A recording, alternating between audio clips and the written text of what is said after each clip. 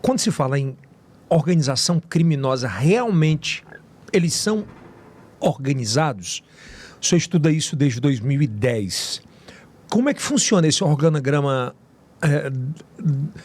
dessas facções criminosas ou do crime organizado que se modernizou muito? Essas facções criminosas, elas iniciaram no Brasil no final da década de 70. 1979, a primeira facção criminosa. Há 43 anos. Foi o Comando Vermelho. Em 1993 surgiu a segunda facção criminosa. E essas duas facções, a princípio até, elas atuavam de forma harmônica ali no mundo criminoso. Uma tomava conta de um eixo e outra de outro? Uma da região do Rio, outra da região de São Paulo. Depois iniciou um processo de imigração em 1998 e com esse processo de imigração fez com que surgissem as outras facções criminosas, que são essas facções que a gente chama de facções regionais, com a chegada de uma célula de uma dessas facções que tem hoje ramificação em todas as unidades da federação. Com essa expansão, elas foram, a princípio, o objetivo dessas facções era ter o controle da unidade prisional. Depois, com esse processo de expansão dentro do sistema penitenciário estadual, de onde elas surgiram, elas mudaram essa visão e o objetivo era ter controle dentro do ambiente prisional daquele estado. Depois, com esse processo de migração, hoje a visão dessas facções é uma visão empresarial. O objetivo é uma empresa mesmo? Lucro por meio da atividade da exploração de atividades ilícitas. O objetivo desses grupos criminosos realmente é buscar a questão financeira, né? A questão empresarial, com a exploração dessas atividades ilícitas, principalmente por meio do tráfico de drogas. E com a expansão, elas, a princípio, vamos fazer uma analogia aí para, como se fosse uma multinacional, por exemplo. Uma analogia. A princípio, elas surgem como uma pequena empresa e depois, Sim. com a expansão é necessário a criação... Uma ramificação e a criação... Filiais. Criação de departamentos dentro da própria empresa, que essas facções criminosas elas se dividem, por exemplo, são conselhos, são núcleos dentro da própria facção. Pois é, isso que eu quero entender, delegado. Vamos lá. Toda empresa ela tem gerentes, Sim. né? Ela tem supervisores, Sim. ela tem coordenadores e tem vendedores, enfim, nesse esquema. De fato, pelo estudo que o senhor realizou, como é que funciona isso? Como é que eu recruto alguém para uma facção criminosa? Qual o posto mais alto, o menor e esses intermediários?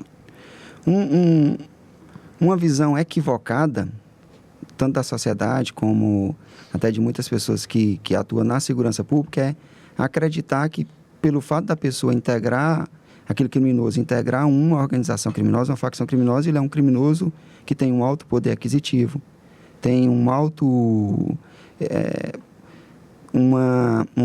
um poder dentro até da própria rede criminosa ali de articulação. Mas, na verdade, essas pessoas elas representam um percentual muito pequeno. A grande maioria desses criminosos que compõem essas facções criminosas são criminosos assistidos pela Defensoria Pública, por exemplo.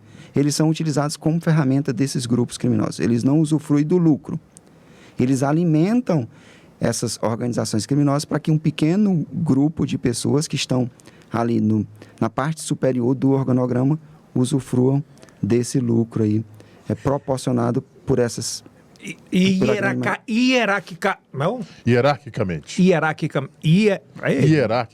Boa. A grande maioria, elas são formadas no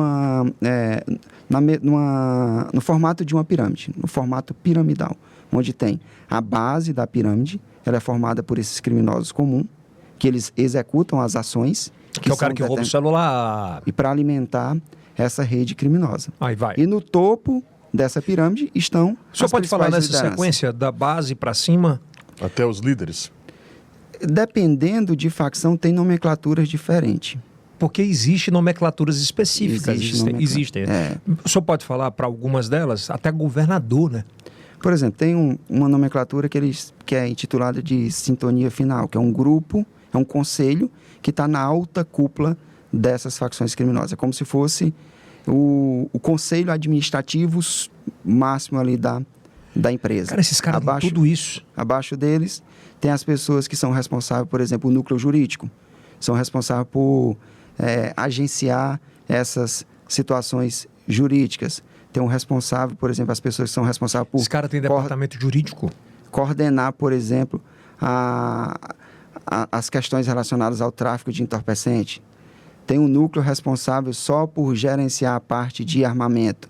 Tem um núcleo responsável, por exemplo, que é como se fosse o RH desses grupos criminosos. RH?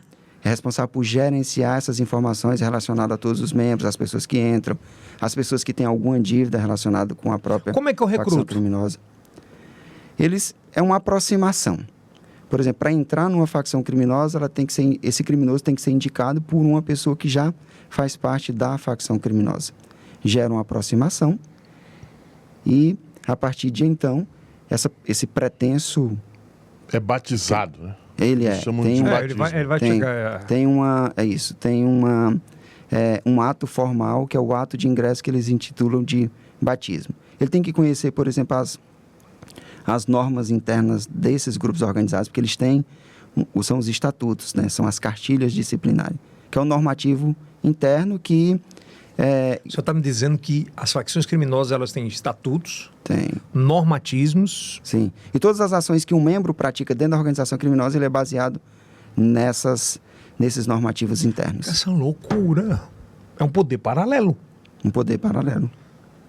É tanto que, em 2010, quando eu comecei a estudar a facção criminosa, eu e mais um grupo de colegas, a gente sempre discutia e acreditava que essas facções criminosas seriam o maior problema de segurança pública do Brasil. E hoje, a facção De criminosa fato é. é o maior problema de segurança pública do Brasil.